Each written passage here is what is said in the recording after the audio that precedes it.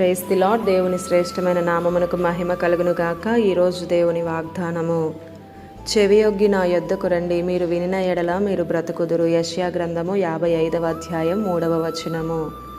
ఈ ఉదయకాల సమయంలో ఘనుడైన దేవుడే మనందరితో మాట్లాడుతున్నాడు. చెవియొగ్గి నా యొద్దకు రండి అని పిలుస్తున్నాడు. మీరు వినిన ఎడల బ్రతుకుదురు అని.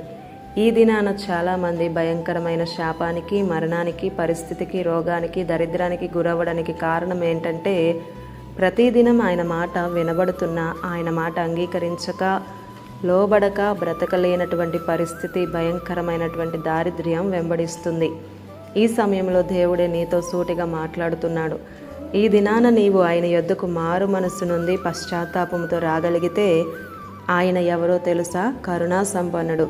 ఆయన ఒక్కడే శాంతినివ్వగలిగిన వాడు. ఆయన ఒక్కడే చేర్చుకునే దేవుడు. నేనే మిమ్మల్ని బ్రతికిస్తాను అని అంటున్నాడు. దావీదునకు చూపిన శాశ్వత కృప మీ ఎడల నేను చూపిస్తాను అంటున్నాడు. ఎప్పుడంటే ఆయన సన్నిధికి వచ్చి మోకరించి పశ్చాత్తాపంతో బ్రతిమిలాడుకొని ఆయన మాట వింటానని ఒక తీర్మానానికి నీవు రాగలిగితే, నిశ్చయంగా నా దేవుడు నిన్ను బ్రతికించడమే కాదు, శాశ్వత కృపతో నిన్ను నింపుతాడు. చెవిగలవాడు వినుగాక అని వాక్యం సెలవిస్తుంది. వినాలి. వినుట వలన మనలో విశ్వాసం పెరుగుతుంది. ఆ విశ్వాసాన్ని బట్టే చనిపోయే ఆఖరి గడియలో ప్రార్థించినప్పుడు 15 సంవత్సరముల ఆయుష్ తిరిగి పొందుకున్నాడు. దేవుని మాటను విని అలాగే చేసి చూపించిన ఆ కుటుంబంలో 8 మంది మాత్రమే బ్రతికారు. మిగతా వారందరూ మునిగిపోయారు.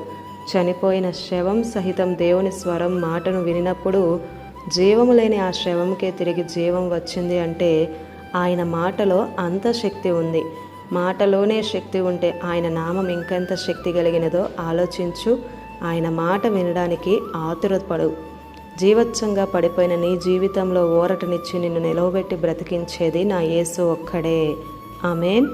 ఇది నా వాగ్దానం మనందరి జీవితాలలో నెరవేరాలని కోరుతూ దేవుని సువార్త పరిచర్యలో మీ సహోదరి ప్రసన్న.